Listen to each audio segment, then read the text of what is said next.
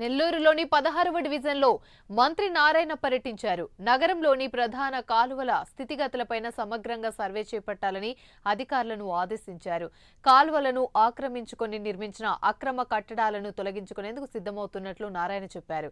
నెల్లూరు నగరాభివృద్ధికి సింహపురి ప్రజల భవిష్యత్తు సౌకర్యార్థం యుద్ధ ప్రాతిపాదికన కాలువ పనులు చేపడుతున్నట్లుగా మంత్రి తెలిపారు.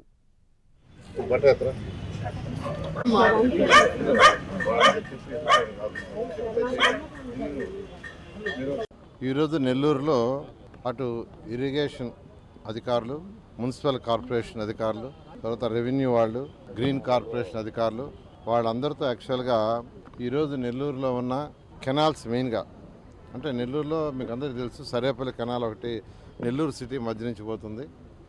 అది కాకుండా రామిరెడ్డి కెనాల్ అని, ఉయ్యాల కాలువ, ఇలా మల్లప్ప కాలువ, ఇట్లా అనేక కాలువలు ఉన్నాయి. ఇవన్నీ ఎప్పటి నుంచో ఫామ్ అయినాయి, ఇప్పుడు కాదు. నెల్లూరు చెరువు ఫామ్ అయిన ముందు నుంచి ఫామ్ అయినవి. అయితే 2015లో వచ్చిన వరద వల్ల యాక్చువల్గా దాదాపు ఫస్ట్ ఫ్లోర్ కూడా మునిగిపోయింది. ఆ రోజు ముఖ్యమంత్రి గారు నెల్లూరులో ఉంటాం 4 రోజులు. వారి ఆధ్వర్యంలో అందరూ పనిచేసి రెక్టిఫై చేయడం జరిగింది. అటువంటి పరిస్థితి మళ్ళా రాకూడదనే దాంతో ఒక మాస్టర్ ప్లాన్తో యాక్చువల్గా ముందుకు పోవాలని నిర్ణయించాం. ఎందుకంటే మొన్న బుడమేరు మీకు తెలుసు, బుడమేరు ఫ్లడ్ వల్ల దాదాపు 7 లక్షల మంది సఫర్ అయ్యారు. 10 రోజులు వాళ్ళు నీళ్ళల్లోనే ఉన్నారు. గ్రౌండ్ ఫ్లోర్లో ఉండేవాళ్ళందరూ ఫస్ట్ ఫ్లోర్కి వెళ్ళిపోయారు. వాళ్ళకి ఆహార పట్లాలు అవన్నీ కూడా హెలికాప్టర్ల ద్వారా, డ్రోన్స్ ద్వారా సప్లై చేసి, ఎందుకంటే ట్రాక్టర్లలో జేసీబీలో పోయిన ఆ వాటర్ యొక్క ఫోర్స్కి అవి తిరగబడిపోతున్నాయి.